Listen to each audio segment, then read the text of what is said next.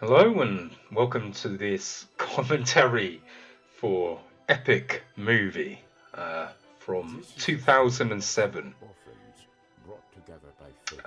Terrible movie, but let's dig into it.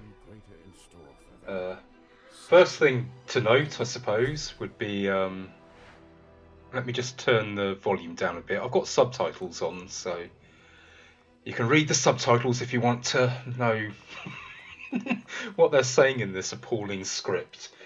First thing to note, we have the narrator there. So that was played by an actor by the name of Roscoe Lee Brown. And his filmography includes such classics as Logan's Run, a fantastic science fiction film from the 70s with Michael York, as well as things like Sanford and Son, the American version of Steptoe Son, the sitcom. Steptoe Son here in the UK, for Americans it's Sanford and Son. So pretty respectable actor, pretty good filmography there. But this, you'd be pleased to know, was his last film before his death. So this film, you could say, killed him. I think I know how I felt when I saw this film on TV. I shouldn't say film, movie. This isn't a film. This is a movie, a shit movie. I'm.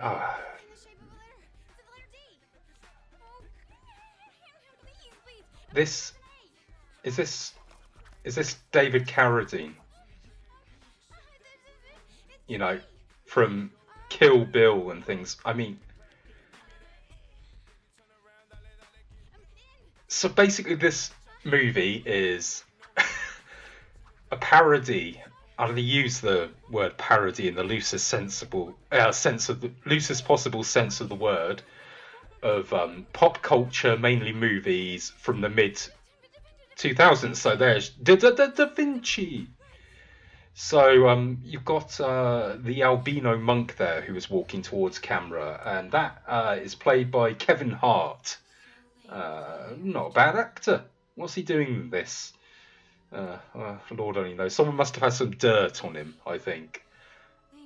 Um, oh dear. I don't know if the joke is supposed to be partially that he's black and he's albino, so he's a albino black guy. If that is the joke, that's probably the height of wit for this movie. That's about as good as it gets. It's all downhill from here, folks. It's interesting to note that Kevin Hart goes uncredited. He chose not to be credited for this movie. So it was either someone had some dirt on him or it was just an easy payday. It's probably why he chose to white up, so no one would know it was him. Oh, great. Now we're doing a parody of Nacho Libre, the Jack Black movie. I went to the cinema to watch Nacho Libre. Not a great film, but but masterpiece and the best film ever made in comparison to this epic movie. Today I made something especially scrumptious.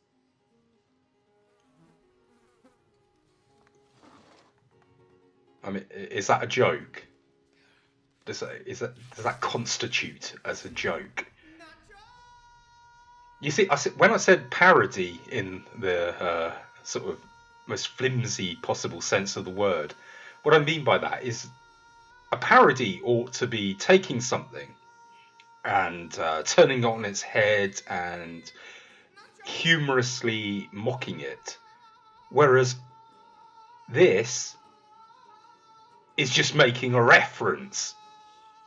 It's kind of like that Family Guy style of humour, where it's just like, do you get the reference? Oh look, a bit of product placement for Doritos. Do you get the reference? Do you know the reference? We're referencing things. And how badly, I mean, this movie was never going to be like, yeah, that's the audience speaking. I'm sick of this. This movie was never going to be a classic, but how badly does it date? How badly does it date a movie like this? I mean, you wouldn't parody, whether it's a shit parody or a good parody. You wouldn't parody Nacho Libre nowadays. Who the fuck remembers Nacho Libre? I went to the cinema to watch it. I barely fucking remember it. It's this would have been dated by the time it even came out. It was dated. It's referencing movies that were like 2 years prior, because movies take a while to get made. It was dated when it came out. It's even more dated now. I mean, obviously the nature of the commentary is I'm going to talk over the top of things, but I mean, what are we missing here? I mean, if I'm just going to sit here and watch it and react to the jokes such as they are, like a commentary where I laugh, well, I'll show you what that would be like. Well, listen, this is how that would go if it was a commentary of me laughing. Here we go. 3, 2, 1.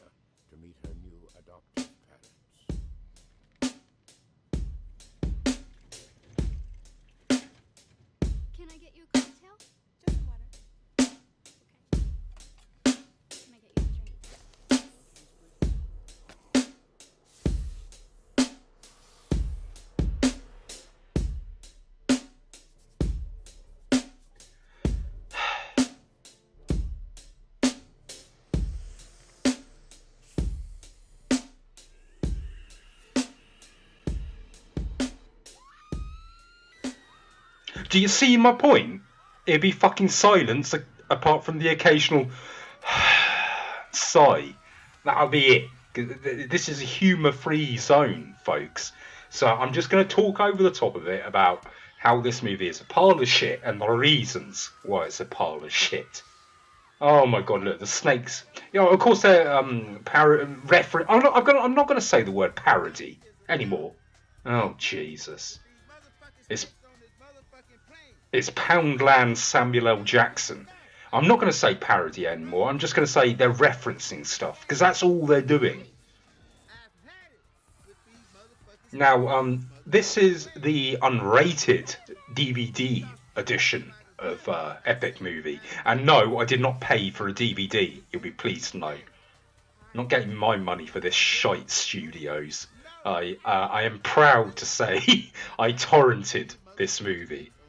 I mean, it's one of those cases where the morally correct thing to do is to pirate the movie. If you actually pay to watch this movie, that's an immoral act. You're literally supporting terrible things and furthering the career of hack frauds. What's this now? Is it Paris Hilton? There was a little dog there. Did she crush Paris Hilton? Oh, I recognise Paris Hilton. Applause. I clapped because I recognised the thing. God, it's Wolverine mutant again. Oh, look, we're doing X-Men now. Great. Right, let's talk about some other shit to do with this film, because this has reminded me why I hate this movie so much. I saw it on TV, is where I saw it, and let me just say, this is not a word of hyperbole. I swear upon my soul. I watched this movie on TV. God knows why I watched the whole thing, but I did. Just sat there in wide-eyed disbelief for how bad it was. And as the credits rolled, I felt proper depressed. I felt really, really fucking depressed. I actually could not fathom how this got made, and much less how it got made, but how it actually made a profit at the cinema. It made me feel so alienated and like I don't belong upon this earth. In a world where people who were supposedly the same species as me made this. and it made money at the cinema, so people watched it willingly and gave their money to do so.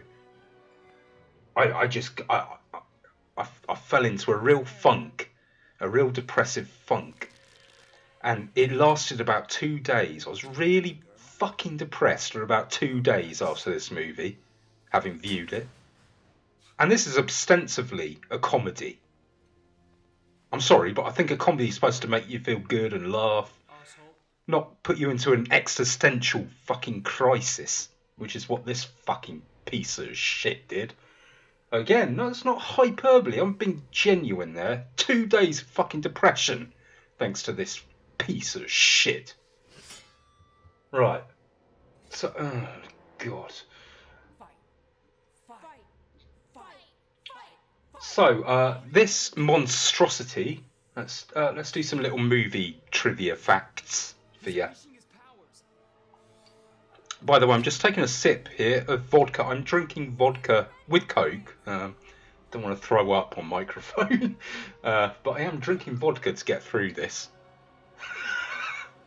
Okay, right. So this is written and directed by two absolute hack fraud arseholes who go by the name of Jason Friedberg and Aaron Seltzer. Now, I always think it's a bit amusing that his name is Aaron Seltzer, because I think watching this movie, you need an Alka-Seltzer. Oh, for those who don't know, Alka-Seltzer is a tablet, as the description on their website would read, for fast and effective relief of pain, for including symptoms such as headaches, migraines, and sore throats. Now, I definitely will need an Alka-Seltzer for this, not just because of the vodka. The vodka is the least of it. But because this movie is so bad that it's almost certainly going to give me a headache, a migraine, and a sore throat from ranting about it. So, one of the writer-directors is called Aaron Seltzer. Seems most appropriate indeed. Now, both Jason Friedberg and Aaron Seltzer are middle-aged men. I just want to let that sink in for a moment. Both Jason Friedberg and Aaron Seltzer, who wrote in inverted commas, and directed this, are middle-aged men in their 40s coming up with this. I mean, you'd think this was somehow some teenager had got a hold, had been commissioned by a studio to make a movie, and this is what they came up with. Middle-aged men older than myself. I'm in my late 30s. Men older than myself made this. How depressing is that? Unbelievable. Anyway, as for their background, who these guys are, these hack frauds, someone did a deep dive to try and research them because there's very little information available about who they are.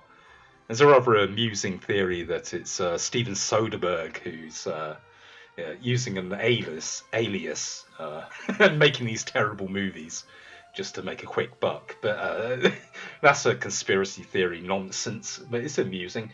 But a deep dive apparently revealed that Friedberg and Seltzer come from a money and showbiz background with their parents.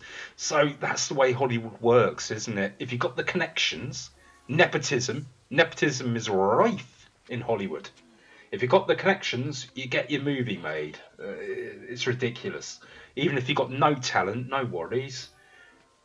So they started by writing a parody of horror movies, which got purchased as an option. It got optioned by a studio, but it never got made. But when the Wayne brothers did Scary Movie, which is Aaron Seltzer and Jason Friedberg's first credited movie, basically the Wayne brothers did Scary Movie, but it was similar enough in concept to what the script that Friedberg and Seltzer had sold to the studio, that in order to avoid getting sued by Friedberg and Seltzer for the Wayne brothers, they gave him a writing credit on Scary Movie. Now, I mean, that's not a great achievement in itself. I know there's a lot of people who are fans of Scary Movie. I mean, it's not high art, is it?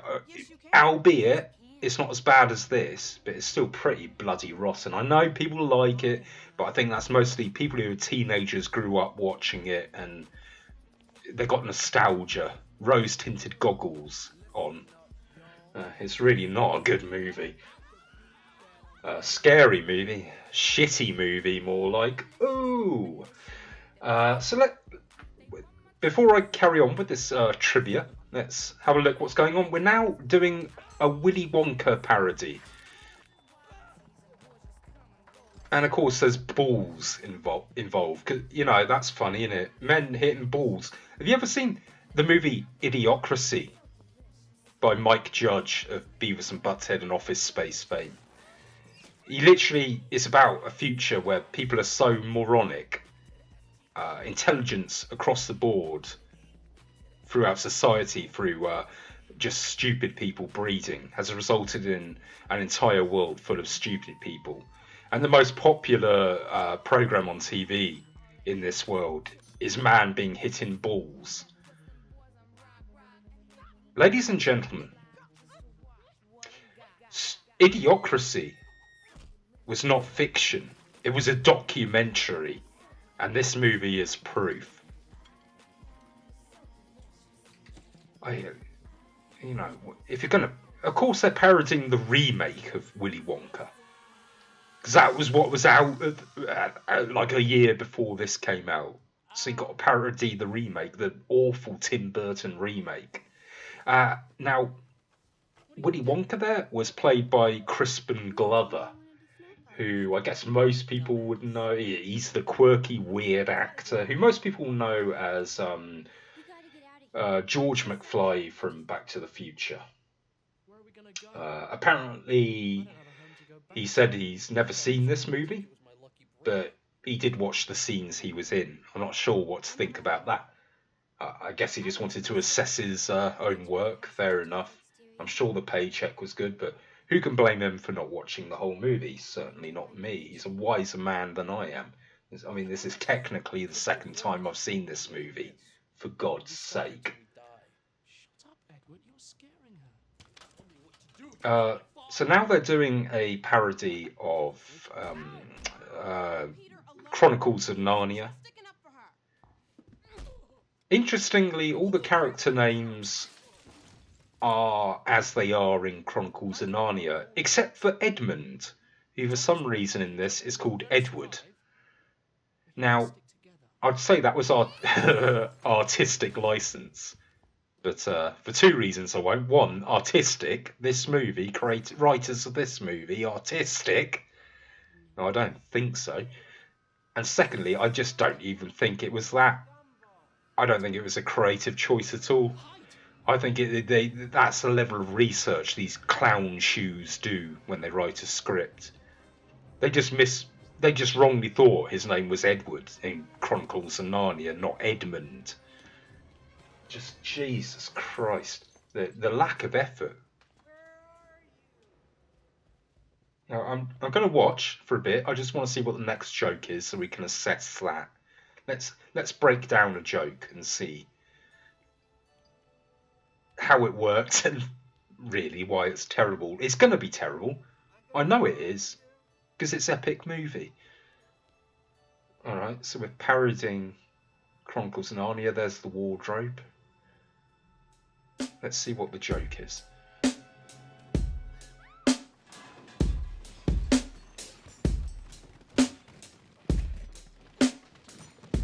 Do you know what? I'm quite surprised that wasn't as bad as I was expecting.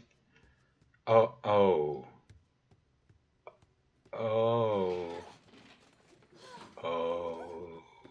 Yeah, that one. Oh, God. I spoke too soon. Oh, Jesus Christ. It was almost a joke there. Like you're expecting it to go into the magical world of Narnia, and then a load of shit falls out. I was like, oh, I chose the wrong joke to pick upon. But the movie didn't let me down. Seconds later, naked woman comes running out because boobies, funny. What? Why was a naked woman running out? Like, what is that? It's like the writers don't know what they're doing. Well, like the writers don't know what they're doing. Clearly, they don't know what they're doing. But they were like, well, what happens now? I don't know. Naked woman runs out. Naked. Because, like boobs. That's naughty, boobs. They're in their 40s. The writers and directors are in their 40s. 40s. For fuck's sake. Right, let's have a bit more of a look at Jason Freeberg and Aaron Seltzer's filmography here. Now, they got their start in 1996 with the movie Spy Hard. Now, that's that's the movie with Leslie Nielsen. It's also, along with that Dracula one he did, possibly the worst. No, probably even worse than that. The worst Leslie Nielsen movie. So that's a good start, isn't it? You take a funny guy like Leslie Nielsen and you make an awful movie. Not even Leslie Nielsen could save that tripe. Next up was 4 years later in 2000 with Scary Movie. I already talked about that and the circumstances behind that. Basically just given a writing credit to avoid getting sued. Or to avoid them being able to sue, rather. Then we had 6 years later, long gaps in their filmography here. Oh, but 2006, 6 years later after Scary Movie, that's where they really hit it big. Old Freeberg and Seltzer with Date Movie. That's where they hit their winning formula to just parody what's popular in the zeitgeist of, well, pop culture at the time. I believe Date Movie was primarily about Twilight, but that's the thing with their reference fests, not parodies, reference fests, is they don't concentrate on one thing. Maybe one thing takes a little more preference above other references, but they will just chuck shit at the wall to see what sticks. Any old crap, just chuck it at the wall. Ooh, I'm referencing this. I'm referencing that. So it would have been, Date Movie would have been like Twilight and a load of other shit that was around at the time. That was followed, Date Movie, a year later by this movie. A year after this, it was Meet the Spartans, which was mainly, I suppose, the title parody reference was 300, a load of other shit with it. Then you had, on the same year, so that, oh my, they're really rolling now, we had Meet the Spartans and Disaster Movie in 2008. God, they're really earning their paychecks, old Freeberg and Seltzer, aren't they? Then we had Vampires Suck. Oh, well, that would be... Huh. I would have thought that would be the Twilight parody. Perhaps Date Movie wasn't the Twilight parody? Vampires Suck. Movie Suck. Anyway... It's interesting to note Vampires Suck was their last profitable movie. Last movie that made the studio some profit. They followed it up 3 years later with The Starving Games. Take a guess what's that? That's a reference to The Hunger Games. That lost the studio money. So now they're losing money. A year later, they made Best Night Ever. Apparently that's a mockery of the found footage genre, subgenre. And this is funny. Guess how much money that made at the box office. And bear in mind that movies that tank at the box office usually still manage to bring in, like $10 million. That would generally, depending how much the budget was, that would generally be considered a bomb at the box office. A huge turkey, a total failure. Best Night Ever by Jason Freeberg and Aaron Seltzer. It made $289.5 thousand. That's not million. That's basically $289,000. Oh my god. But still, the studios had enough faith that a year later they went, all right, you've lost us money on 2 movies in a row now. They say 3 strikes and you're out. Well, that was proven right, that old adage. When the next movie, Super Fast, Super Bad parody? I don't know Super Fast, thankfully. I'm assuming that's a Super Bad parody. That made 2.1 million at the box office. However, unfortunately, it cost 20 million in terms of production budget. Which, if you do the maths, taking into account marketing costs, which are generally about twice the production budget, as well as cinemas taking their cut and everything, Superfast would have lost the studio somewhere in the region of $48 million. And that was the last, 3 strikes and you're out, that was the last movie that the terrible duo, the terrible twosome, Jason Freeberg and Aaron Seltzer ever made. Thank God. They did have plans, apparently, to release... I'm reading this off. I've taken notes in preparation for this commentary. This is where I'm reading all this stuff from. I've done my research, folks, for this awful movie. Freeberg and Seltzer did announce, after the failure of 3 movies in a row, their intention to release a movie titled Who the Fuck Took My Daughter? Now, can you guess what that was a parody of? Now, those who said Taken, you are correct. Who the fuck took my daughter? Jesus. Then after that never went into production. But after that, they said they were planning to do a parody of the Star Wars sequels, titled Star Wars Episode XXXIVE equals MC squared. The Force Awakens The Last Jedi Who Went Rogue. That's a bit of a mouthful. Filming was set for late 2017. Well, I'm recording this commentary in late 2021. So I think we can safely say that's been cancelled. So their careers are over, presumably. And thank God for that. But what did they wrought? The things they wrought during their sort of 15 years making movies, the terror they unleashed upon the unsuspecting cinematic audience. My days. This movie was produced by 20th Century Fox, who is now owned by Disney. So Disney now is responsible for this, technically speaking. So that's another reason to hate Disney. Fuck you, Disney. Man getting hit by branches. Hilarious. Comedy gold.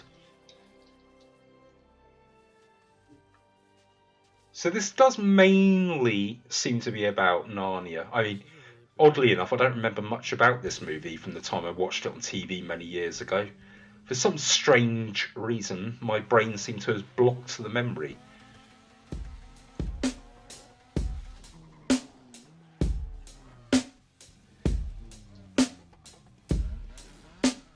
You know, I really should have had a little counter in the top right of the screen for everything it references.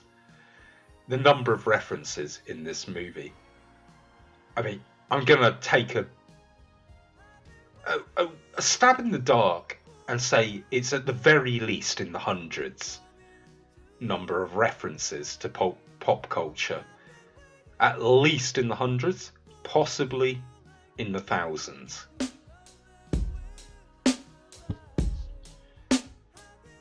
Oh look, she can't get out the sleigh. What a MILF. Oh, God.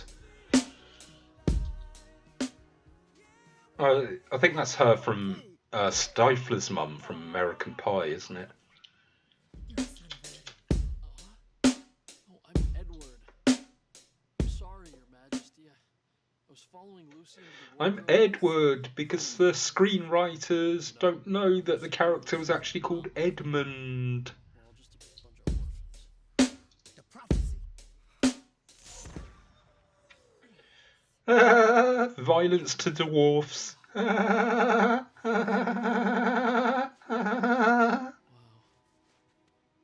Must be harsh.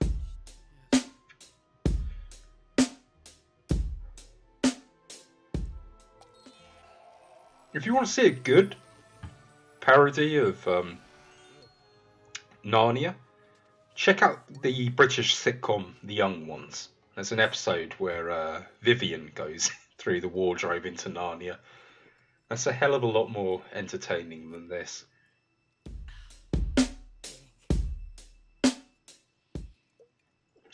That's a good idea. Fresh darkness. Go ahead. Have a drink. Time to pour myself some more vodka to get through this monstrosity. With my help. What?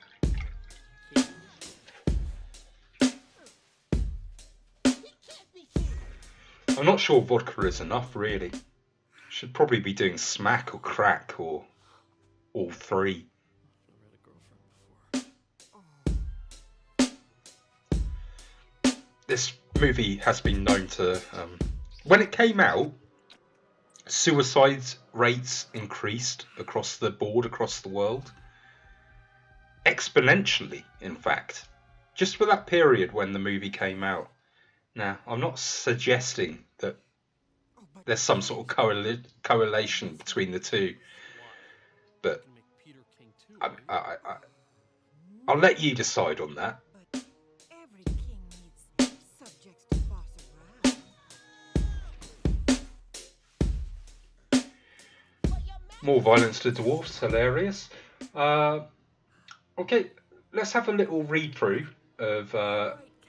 I said, what this references. I've got a list of some of the things this references. I'm sure it's not all of them, and also it's going to reference these things multiple times over. But the Chronicles of Narnia, the Da Vinci Code, Nacho Libre, Charlie and the Chocolate Factory, Snacks on a Plane, Snacks, X-Men: The Last Stand, Harry Potter and the Goblet of Fire, Borat. Oh God, Borat. I love Borat, but well, that was tedious, wasn't it? When everyone was referencing that, everyone was going around going, "I like. Do you like?" That didn't get old fast. Pirates of the Caribbean, Superman Returns, Click. Never heard of Click. Oh, that's interesting. Click on the Wikipedia for references, movies this references, says better source needed. I'm guessing whoever wrote Click probably put that into Wikipedia, edited that in themselves. Or maybe people will click on Click and watch the movie. MTV Cribs, Harold and Kumar Go to White Castle, Punked, Saturday Night Live, The Lord of the Rings, Mission Impossible, Casino Royale, V for Vendetta. It also parodies some real life people, including Mel Gibson, Lindsay Lohan. Paris Hilton. It was Paris Hilton. Kanye West, Samuel L. Jackson, and Monty Python. Oh no, don't drag Monty Python into this. How dare you? How dare you? How fucking dare you? If you fucking Friedberg and Seltzer, you're not fit to lick the comedy boots of Monty Python, much less reference them. I wonder what the reference is. I wonder if I've missed it.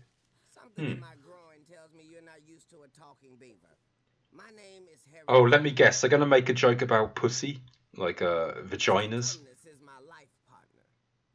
because it's a beaver. I mean, that seems to be the level that this movie is at. Let's face it. Oh my god. I'm only 35 minutes into this. It's just goes on and on. I've 57 minutes left of this nonsense. Oh, I'm getting depressed again. Hello, the prophecy. The four of you will join Aslo, lead the resistance to destroy the white bitch. Us? Yes, you're all heroes, especially you, Peter. My son, I have sent you to Earth for a reason. You will be the savior. Oh, we'll be doing Superman now. Yes, we are. You are truly invincible. Yeah, that would be Superman Returns. That was a terrible movie as well. But again, compared to this, cinematic genius.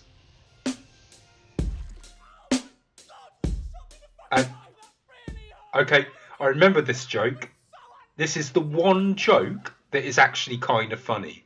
I mean, the things falling out of the wardrobe. That was borderline, but it was ruined by the naked woman. That is actually kind of funny. The Superman joke. I will give it that.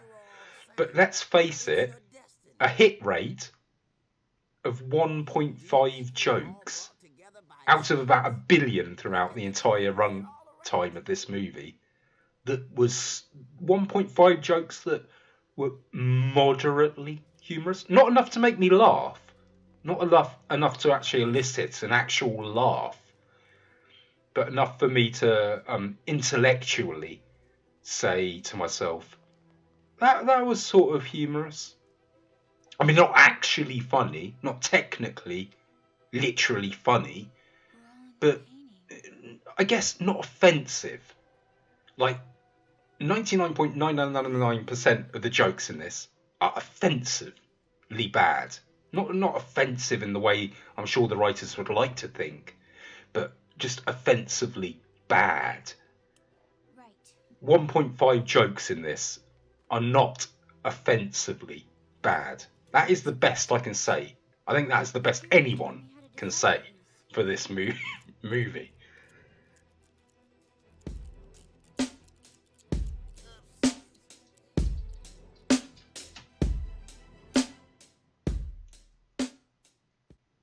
Get what? Get crunk.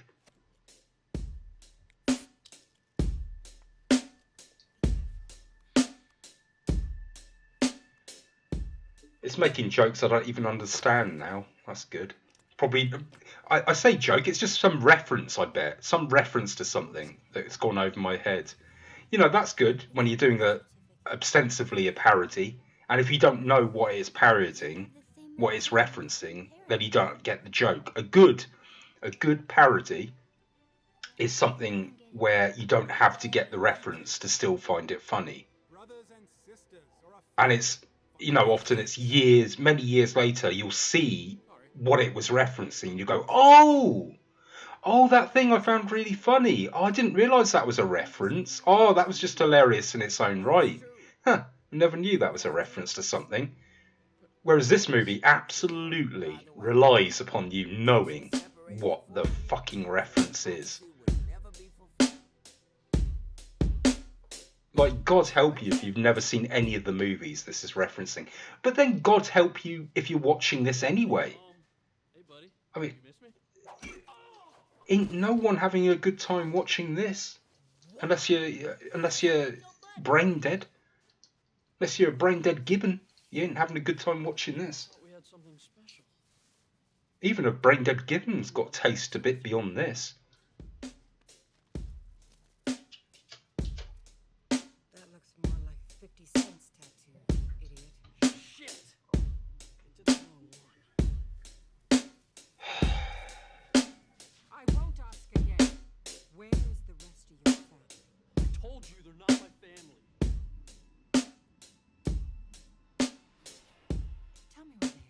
I'm going to try and find more positive things to say about this.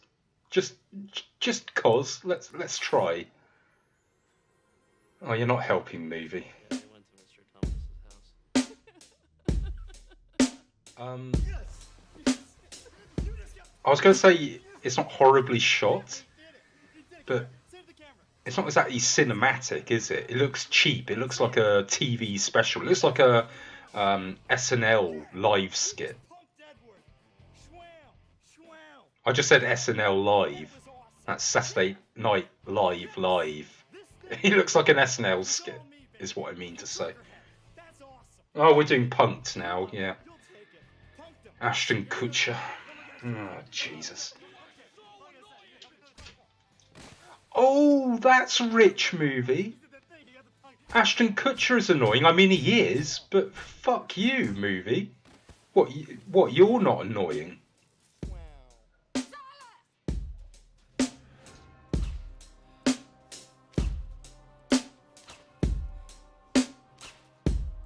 The kids are with Mr. Thomas.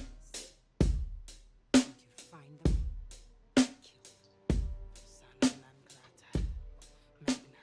them? All right, I'm getting depressed again watching this. Let's have a look a bit more trivia for this movie.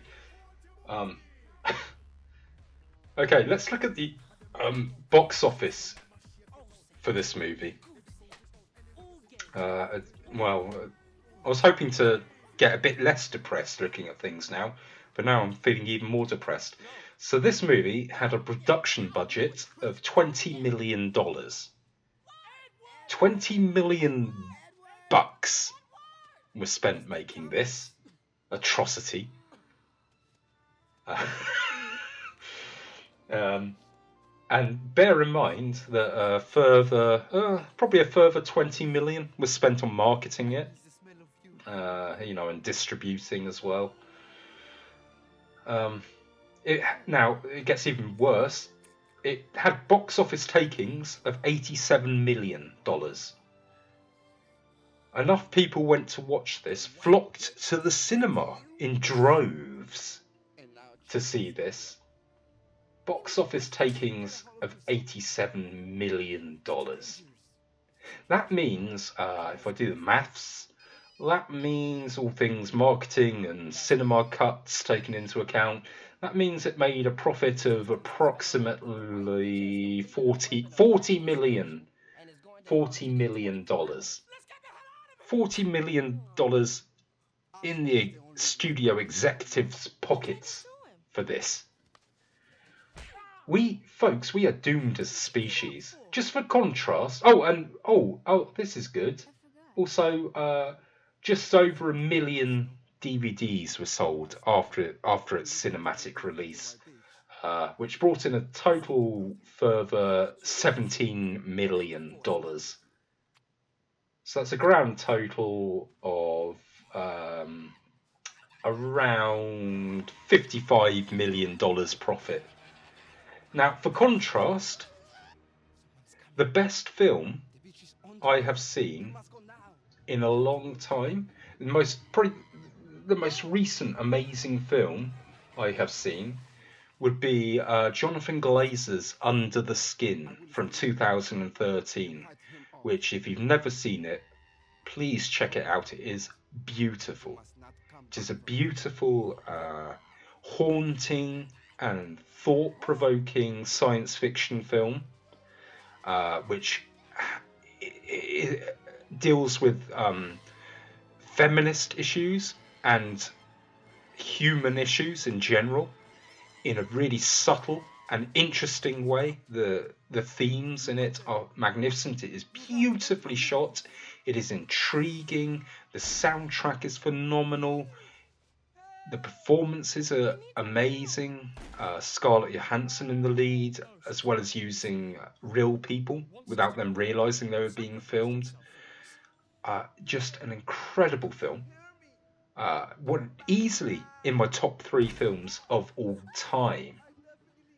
Now, bearing in mind this movie had at the box office had a profit of around 40 million. Under the Skin, one of the best films ever made, by my estimation. And at the very least, even if you don't like Under the Skin, at the very least, a film with so much more worth and point and something to say about us as humanity, us as human beings, about life, about death. A film of real worth. It had a production budget, Under the Skin, of £8 million, because it's a British produced film, but translated that would be $13 million. And it had a box office taking of $7.3 million total worldwide, Under the Skin, which means that film lost the filmmaker, the studio that distributed it.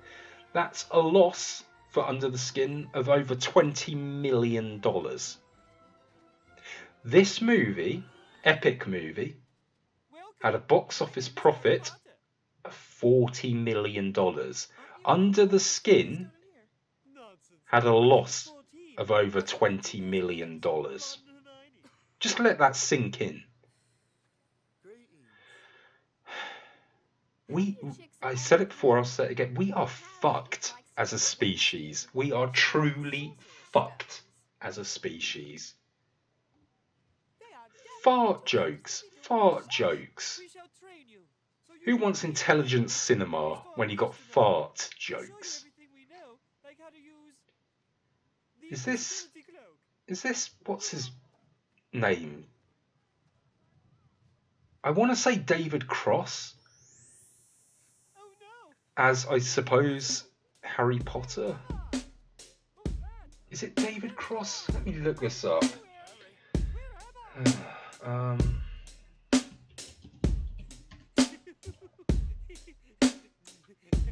Bear with me.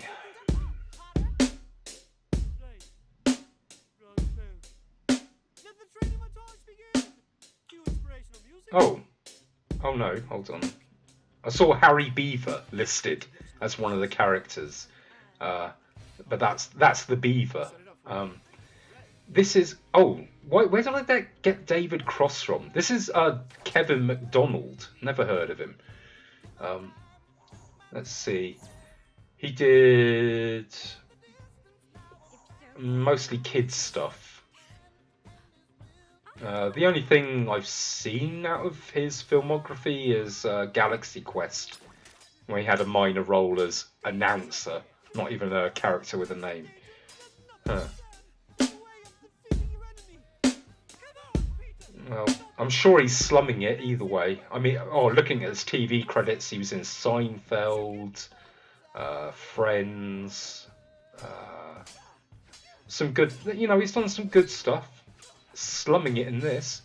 Who the F is David Cross then? David Cross. Where am I getting that from? Oh, he doesn't look a thing like David Cross. I don't know where I got that from. Huh. Okay. Well, I was wrong on that front then.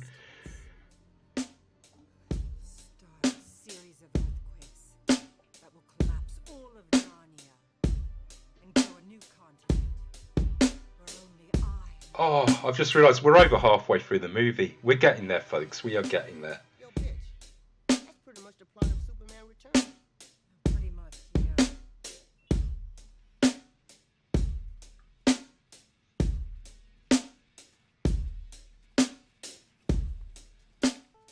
yeah. I mentioned a brain-dead gibbon earlier.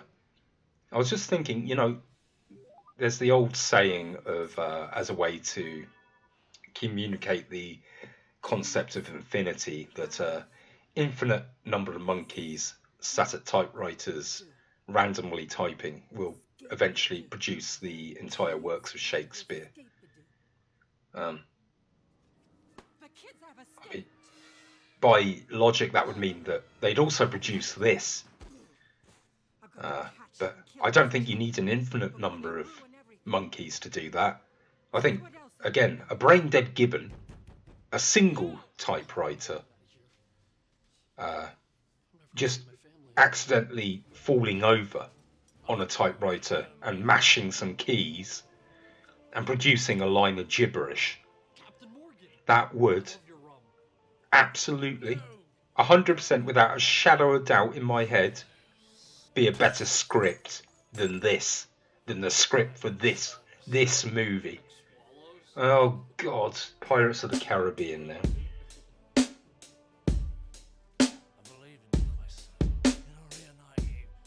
Okay, there's another. Look, I will point out positives as and when.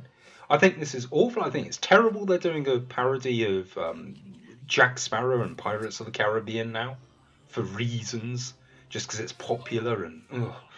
But the impression itself, pretty good. Pretty good impression.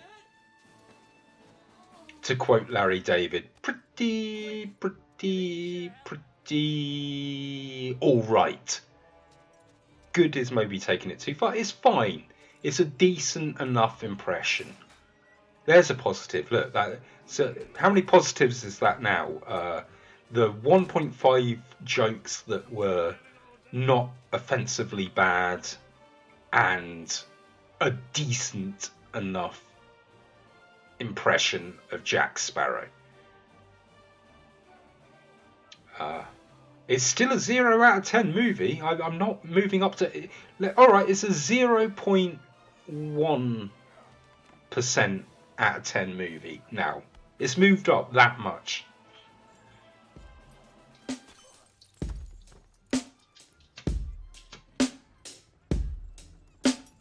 Wow, a real pirate ship. Peter, Lucy, and Susan won't believe this. Hey, this is awesome. What's it like being a pirate? Let me break it down for you.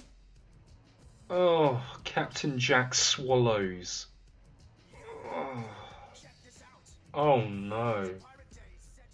What? Who was that in the left-hand corner? What is going on? I don't know what this is even a reference to. What is happening? I don't know who these people are. Who's that?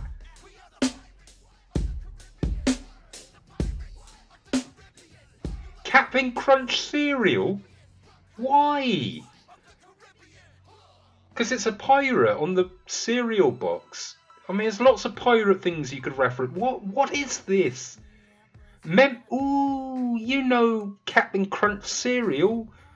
Imagine laughing at that. Yeah, because there's a pirate on the box. I laugh at it because I recognise it, and it's pirates and pirates. Who is that? What is going on? I don't know what is happening. Pirates, why? Is this one big reference that is going over my head? Who is that? Who are these people? What is happening? Who is that? What are you doing, movie? What do you mean? Oh, Captain Crunch fish sticks? Fuck off. Oh, an arse crack.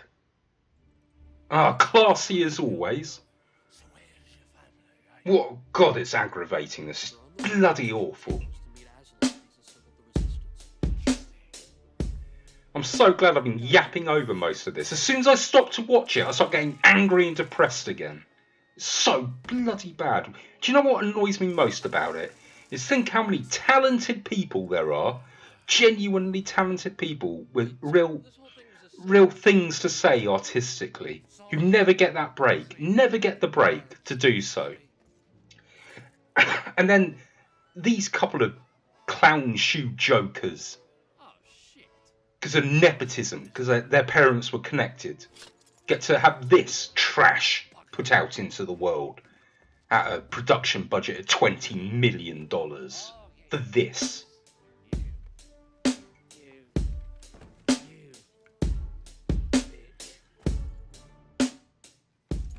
There's no justice in this world. I always hated you, Captain Jack Swallow. You think I like wearing this funny looking hat? I'll roast your nuts. So, your family is going to Aslo. Summon the troops. It's a war they want. It's think we'll get? Let's start things off with a bang, shall we? Oh, this is interesting. Like I said earlier, this is well, interesting in inverted commas. This is, like I said earlier, the unrated DVD edition that I have quite morally illegally downloaded. Fuck you, law. The law should be, if you want to watch this movie, you illegally download it. Anyway, this is the unrated DVD edition. Let's go through the differences. It's one of those ones where unrated just means it's slightly different. Just basically a few things are rejigged. During the scene where Lucia's... Oh, okay. The bit where the girl ran out of the girl. I'm reading it from the trivia here. It's a woman, not a girl. Get it right. It annoys me when people refer to grown women as girls. Imagine being as a grown man referred to as a boy. The bit where the woman runs out in the nude from the wardrobe, that awful bit. Apparently in the theatrical release she was wearing a bikini. In the Snakes on the Plane scene where the Poundland Samuel L. Jackson yelled motherfucking. Apparently in the theatrical release that was goddamn. And apparently there's an alternate ending in this. I'd be wary of giving spoilers. Oh no, it's Borat. I'd be wary of giving spoilers, but who the fuck cares? So speaking of Borat, Borat appeared at the end, but instead in this version it's Willy Wonka, so there's nothing unrated about it. It's just an alternate take. Fantastic. Mind you, if you're stupid enough to buy this on DVD and pay money for it, thinking, ooh, the unrated edition, I get something really naughty now, then you deserve to be disappointed. You deserve to feel ripped off. Don't be giving money to crap. Where you going, dollface? I just took my Cialis. Oh no, it's Fred Willard. Thanks a lot. The guy who works with the Spinal Tap fellas, Christopher Guest, and oh, for God's sake, My father, Siegfried, boinked a lion. But you know what happens in Vegas. give me a moment, just Stays in Vegas. because I'm an idiot, I cannot remember names. Let me guess. The prophecy film. Michael McKean, Christopher Guest and Michael McKean, not just Spinal Tap, Fred Willard was also in Waiting for Guffman and He betrayed you. Went to the white bitch. Best in Show, all those mockumentaries they do. But the Oh, another person who I admire and respect, just slumming it for a paycheck. I hope it was worth it. you've got to do for me. I mean, don't get me wrong, if someone approached me and said, look, we'll pay you a tasty little sum of money to appear in this awful movie. Oh, absolutely I would. Absolutely would. But do you know what the difference is? I'm a nobody. I'm someone who's barely got 2 pennies to rub together. I'm not someone who's a part of the Hollywood elite and probably lives in a mansion and is living very comfortably. If I was living very comfortably, living in a mansion with a nice sports car and all that good stuff, living the high life, appearing in films, good filmography, everything, I would not. If they came to me and said, do you want to be in this? I'd tell them where to stick it. Go, no, I've got artistic integrity. I wouldn't blame a homeless person, for example, for agreeing to be in this movie.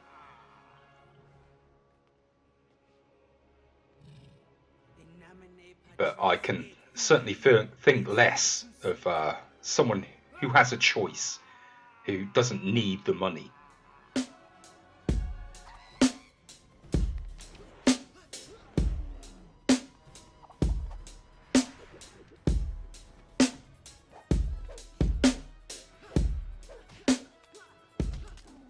I'm just thinking, is this... Maybe it's just... I'm just thinking, is it Matrix? Or is it just general sort of kung fu? Is there a bit like this in Da Vinci Code? I don't know. I've never seen it. with good reason. I know enough about it to know never to watch it. Dan Brown is another hack fraud.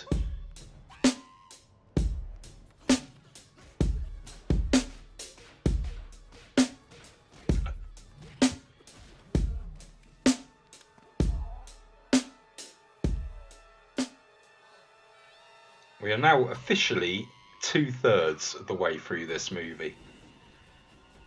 And it...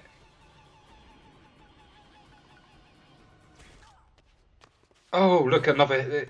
He got hit in the balls. Idiocracy is a documentary. Come on,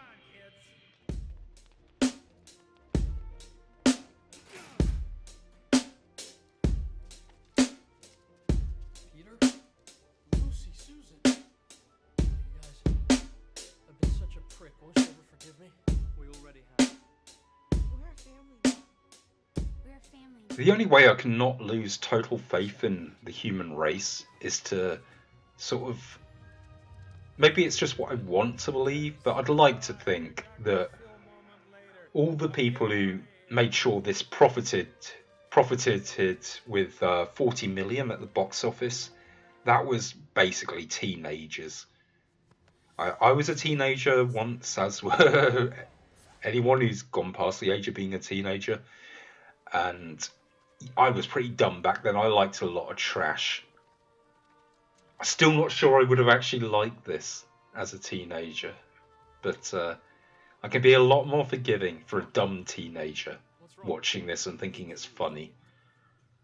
Oh shit, a talking beaver! But it's too horrible to think that anyone who's not a teenager, who's above the age of a teenager, went to the cinema to watch this and paid money for it. And God forbid actually walked out saying, that was good, that was good, that was funny.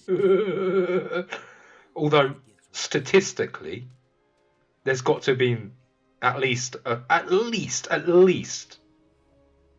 few hundred or thousand people who fit that description. And that in itself is depressing enough. You will lead us. You're the future kings and queens of Narnia. It will be You know, they say don't judge people for liking what they like. Generally, I agree with that. Generally, I do. and so will we. In the case of something like this, no. Unless you're a teenager who's hopefully going to grow up to have a bit more refined taste as you get older, as most of us do, or you're a brain-dead gibbon.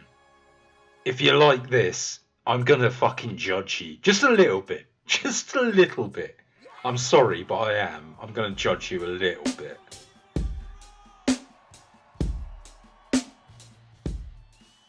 It doesn't mean you're an awful person, but it certainly doesn't mean you're a good person either.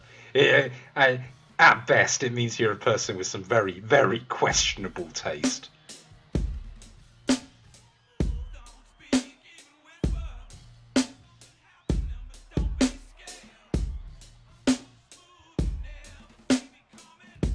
I guess what annoys me though is with movies like this making so much money is that it encourages Hollywood to keep churning out crap. And as a cinephile, I don't want to see crap being produced. I want to see good stuff. Come on, loosen up. I want to see worthy movies. Not everything has to be high art. Absolutely not. You can have fun movies that are just fun. You can have daft comedies that just are there to make you laugh and not have anything beyond that. And I like many movies like that. But you've got to have some level of standards.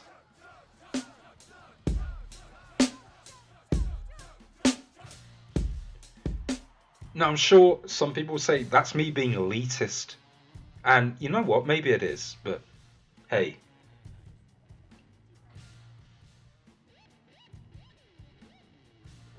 I mean, if your argument is, well, I like this movie, well, I don't think that's much of an argument, really. Hi. So, you're gonna be the king of Narnia? That's what they say. I think that's so hot. Wait, get out of here. I think we should demand that filmmakers put more effort into writing scripts and making movies than this. It's the most base, crass, lowest common denominator garbage that you could possibly put out. I mean, look, we've had fart jokes, we've got vomit jokes now, bodily fluid gags, and they can be done well, but it has to be really done well. This is just vomit, and it hit the people. You know, context matters for a lot. For example, in Stand By Me, there's a fantastic scene that involves vomiting and people getting vomited on, and it works beautifully because it's executed well and the context is correct, and context is king. This is just going for cheap vomit-based laughs, toilets humour.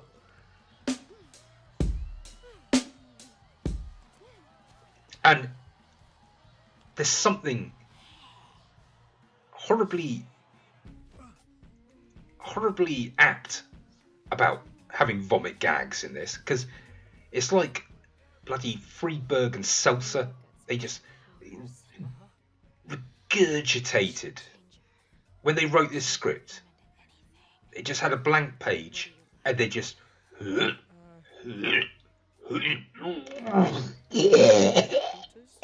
all over the page, and then handed it in, and it got greenlit by the studio, and this is the end result. And a ghetto booty. I like a lot of junk in the trunk. Let's have a look, because there's 25 minutes left on this, and it cannot go fast enough. Let's have a look at some of the reviews that I keep saying, I keep using words to describe this, and monstrosity and atrocity, but I need different words. So there are not enough words, or even a single word within the entire English language to describe how bad this is. It's beyond egregious. That shouldn't even be possible. But somehow this movie found a way to be beyond egregious. So let's have a look at some reviews. First off, it's worth noting, and this will come as no big surprise to anyone, that this film was not screened for critics. I wonder why. That's always a good sign, isn't it? And it has it has a Rotten Tomato. I don't tend to rely on Rotten Tomatoes, but in this case, yeah, it kind of says a lot. It's got a Rotten Tomatoes score of 2%. 2 whole percent. I think that's 2 whole percent too much, quite frankly. And it's got it's got an audience score of 29%. There's so many dum-dums in this world. There really are. Oh my days. 29%. Fuck off. 29% of audiences thought this was really good, and yeah, this was a good movie. Are 29% of the population teenagers? I'd like to think so. I'd like to think, yeah, that's probably about right. 29% of the world's population are teenagers, perhaps mixed in with a few brain-dead gibbons. Yeah, that's probably right. Okay, I'm not going to depress myself too much, thinking that too many people out of that 29% were grown adults. Although, again, it bears repeating that the writers and directors of this, Freeberg and Seltzer, are middle-aged men. Middle-aged men. Ooh, remember when Captain Jack Sparrow ran on the wheel in Pirates of the Caribbean in the second movie? Ooh, I remember. Oh, Jesus. You know, I'm generally a big proponent for practical effects over CGI. But look at the state of this Davy Jones from Pirates of the Caribbean with his tentacles. Davy Jones in Pirates of the Caribbean remains one of the greatest examples of CGI where it looks totally real. It looks amazing. You don't even think of it as CGI when you're watching it. It just looks like it's there. Even though I'm a huge proponent of practical over computer generated, that's a case where the computer generated was just absolutely the right way to go. And boy, they had about $2, $2 to build this Davy Jones practical mask for epic movie, quite clearly.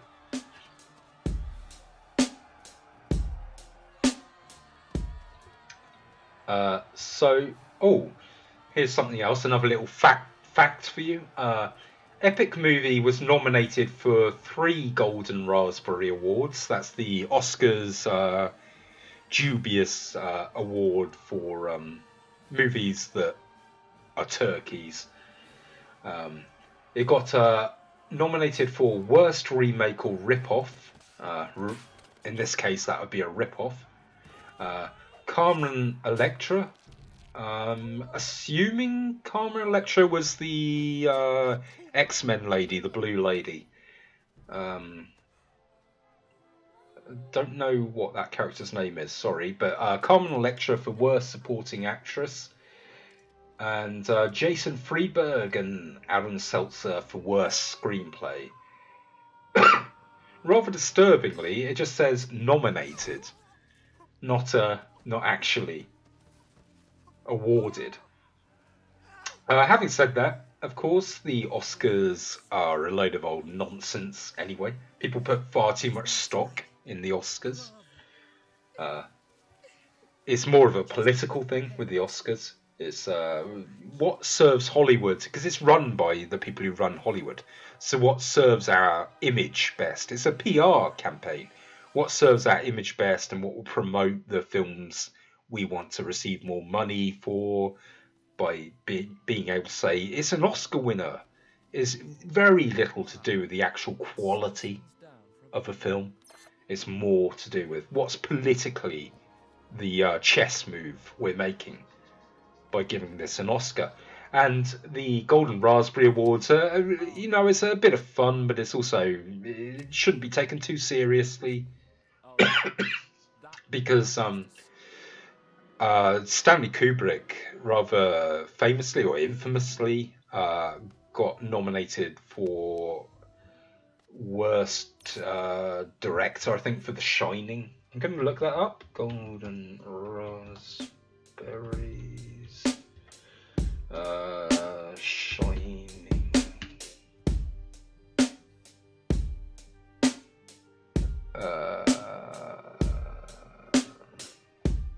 Give me a second here.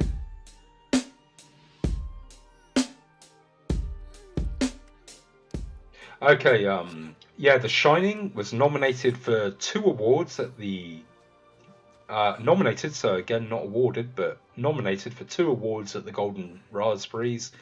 Shelley Duvall for Worst Actress. I can almost kind of see where they're going with that, but no, she works in the context of the film. She's supposed to be out of her mind and scared. And Stanley Kubrick for Worst Director. Stanley Kubrick for Worst Director. One of the greatest directors.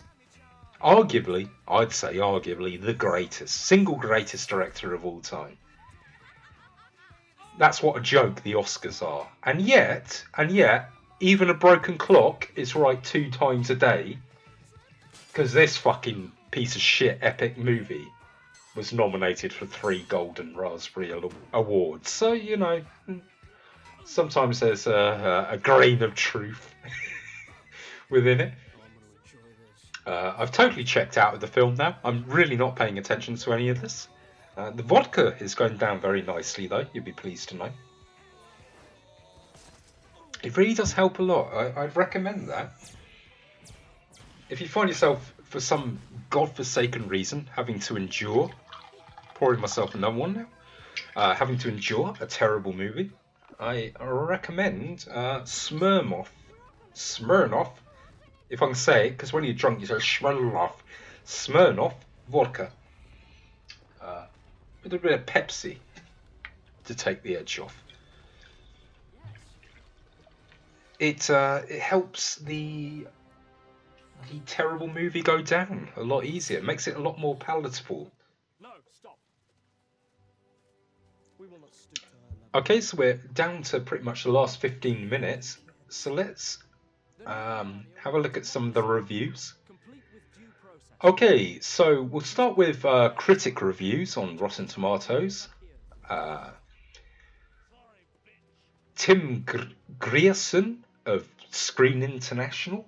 I'm not sure you have to say his name with a r in it. Tim Grierson, but I like to anyway. So Tim Grierson of Screen International says this movie is almost entirely devoid of laughs. Yep, I agree with that. Like I say, there's that 1.5 not offensively bad jokes, but otherwise, yep, pretty spot on. Empire Magazine, they're not great as critics, but epic in its crapness. So even Empire Magazine got it right, and they're the folks who gave Attack of the Clones 5 stars out of 5. Attack of the Clones, where C-3PO says, "This is such a drag," as his head is being dragged by R2-D2. 5 stars out of 5, but even Empire Magazine said epic in its crapness. Even they called it right. The BBC, Jamie Russell, says the most excruciating, unfunny film you'll see this year, if not your entire lifetime. Yep. Let's go through some more. Time Out Magazine with Joshua Rothkopf. That's a great name, Joshua Rothkopf. Says the gutterbrow auteurs who helped write the first scary movie,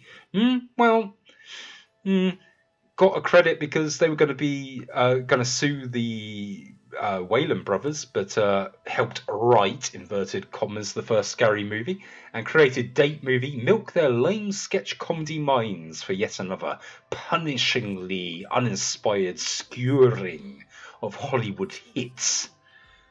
Yeah, Hollywood hits, Hollywood shit, mate. Hollywood shits. Let's go through a few more. Epic Movie does not improve on Date Movie, but that's like saying a broken arm is better than a broken leg. Both breaks are pretty painful. That was Michael Compton of Bowling Green Daily News. Not heard of Bowling Green Daily News before, but I'm a big fan now because that was a pretty good review. This is probably my favourite. Felix Vasquez Jr. of Cinema Crazed says, "Sucks like a black hole." I wonder if we can find a positive critic review, because there is 2% on that Rotten Tomato, so there must be. Oh, here's one. Owen Gleiberman of Entertainment Weekly. Oh, Entertainment Weekly. Infamous shills. They're paid and run for by the Hollywood elite. Never trust Entertainment Weekly. Ugh. But anyway, says, despite all the scatological hijinks on display, most of the satire is affectionate rather than merciless. Overall score B-. Fuck you, Owen Gleiberman. Yeah, a shill and a fraud. Star top critic, Rotten Tomatoes. Fuck off. There's also someone here called Percival Leb who says, fuck the haters, this movie is a brilliant masterpiece. Percival Leb? I don't know, more like pleb, mate. Let's have a look at. Thank God it is over. We're on credits. I wonder if there will be an after credits scene. Just, you know, the shitty rancid cherry on top of a mouldy cake, so to speak. Let's go through some user reviews, because what was it the users gave? They gave them 20 audience score on Rotten Tomatoes of 29%. So let's see what. Oh, we got some. Oh, bonus stuff. Oh, Crispin Glover. Why did he do this movie? Oh, his coat's caught. He spilt the drink. Mm-hmm.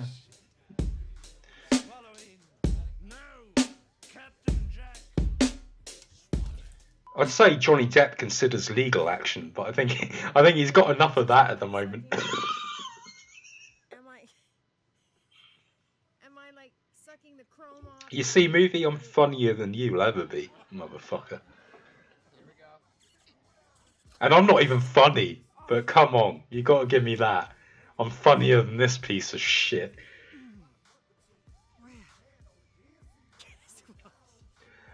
Okay, let's have a look. Sorry, I keep pronasticating on this. Let's have a look at some of the audience reviews. Maya H gives it 5 stars out of 5. Wow, that's high praise. Love it. Teary smiley face, teary smiley face, teary smiley face. Emojis are always a sign of true wit and intelligence.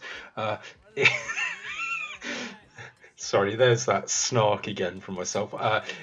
It is so insanely ridiculous that is fun to watch it, even if it's not funny.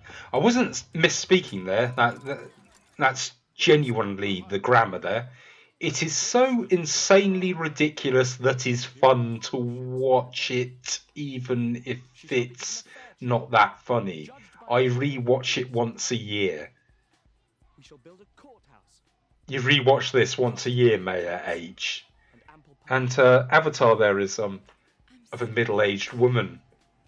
Oh no! Oh God! It's true. It wasn't just teenagers, it was bloody middle-aged people. Oh, for God's sake, we are doomed. We are doomed as a species. Doomed, I tells you. Oh, Jesus. Here's another positive from the audience. This movie was silly fun. Yes, it was filled with dumb jokes and silly comic violence, but the movie was loaded with hilarious pop culture and movie references. Did you recognise it and clap? Senator Zef, with your review here. Did you recognise the reference and applaud and go, I got the reference? Hilarious pop culture and movie references. I'm sorry, I must have blinked and missed them. I saw references. Oh, I saw pop culture and movie references. No mistake. The hilarious part. Oh, that must have gone right over my head.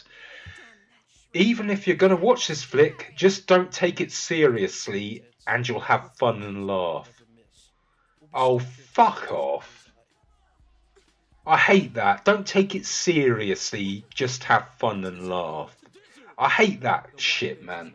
It's like when people say, when you're critical of a film and you raise completely valid criticism of a film, when things don't make sense in the script or the direction or whatever it may be, valid criticism, and the response you sometimes get off people is, oh my God, what are you complaining about? Just switch your brain off and enjoy it. Why you got to be critical? It's like, look, maybe you can switch your brain off. It's not an option for most of us, okay? Most of us, I'm sorry, I don't have a switch where it's like, I will switch my brain off. What was that I said about brain dead gibbons earlier? I think we found one of the brain dead gibbons, fellas, ladies and gentlemen. There's a lot of 1-star reviews in the audience reactions here. Oh, here's another 5-star one.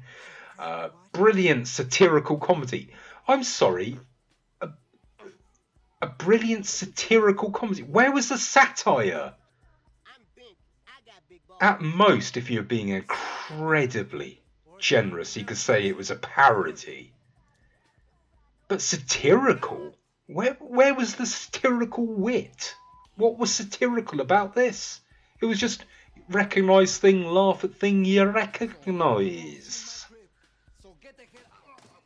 Anyway, it goes on to say, filled with hilarious moments and insightful social commentaries. What? No, this has got to be a troll. Fuck right off. No, this is this has to be a troll. Please let this be a troll. I cannot fathom or want to fathom a world where someone like this exists. Watches this movie and says a brilliant satirical comedy filled with hilarious moments and insightful social commentaries. All of the reasons listed above, plus an all-star cast and highly original script, makes this film truly one transcending cinema-going experience. Okay, no, okay, thank you. The commentator there, I don't know how to say this, Dini5, clearly trolling, transcending cinema-going experience. Thank God. Faith in humanity as a whole, slightly restored now. Okay. Definitely a trolling comment. Lots more 1-star reviews. Man, I'm trying to dig out these 5-star ones. Not sure there's a way to filter on Rotten Tomato. Let's try and find one more 5-star or positive review. Here we go. Brian R says 5 stars out of 5. Don't treat this like a movie. Well, what is it then? Don't treat this like a movie, but rather like a show on TV, and it's the funniest thing ever. What, funnier than Family Guy? Because pretty sure, Brian R, that you think Family Guy is the greatest TV show ever. You're saying this is even funnier than Family Guy. Jesus Christ. Okay, that's the reviews. This has worked out rather well. I seem to have run through all the trivia I had prepared in my notepad here. So it's worked out rather well, timing-wise.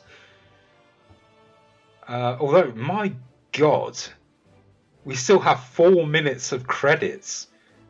Still, just think how many people worked on this. I mean, imagine putting this on your CV. Epic movie. I'd be less ashamed to put hand jobs round the back of McDonald's by the dumpsters for $5 a pop on my CV than I would worked on epic movie.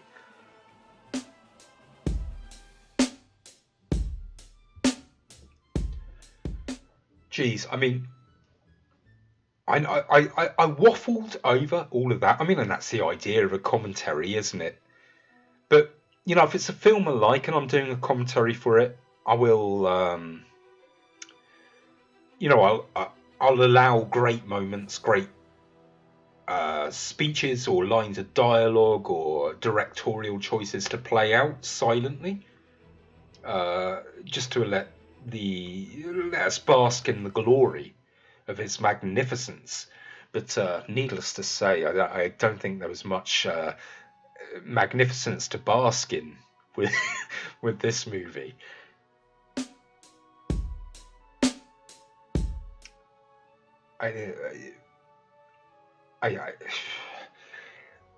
Thankfully though, it's nowhere near as depressing as that time I saw it on TV the first time. Because I was able to waffle over it, and the vodka helped. Have thoughts for me that when I saw this the first time, I watched it alone on TV when I was depressed anyway, in a squalid little flat, by my lonesome, cold, dead sober. All 1 hour 30 minutes of it. Is it any wonder I was having suicidal thoughts? Is it any wonder?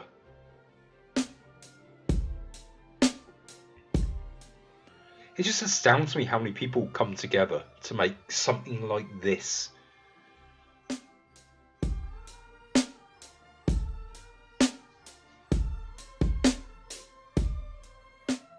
I could literally make a better movie than this. And that maybe sounds like, oh yeah, all right, yeah, giving it all that.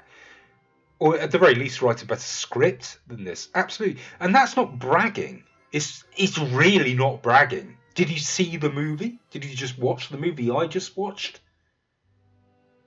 Again, a brain-dead gibbon falling over on a typewriter could do a better script than this. So it's really not bragging to say I could literally write a better script than this. I know I could, and I know that every single person listening to this commentary right now could write a better script than this. It's disgusting. It's disgusting that this gets paid for and made. Sickens me, man. And on that lovely, cheery bombshell, thank you for listening to me waffle on, and you all deserve a medal for sitting through this movie along with me. You really do. You deserve real commendation. I will give you a round of applause. Woo! Woo! You are all brave, brave soldiers. Thank you for watching and enduring. Take care. Bye.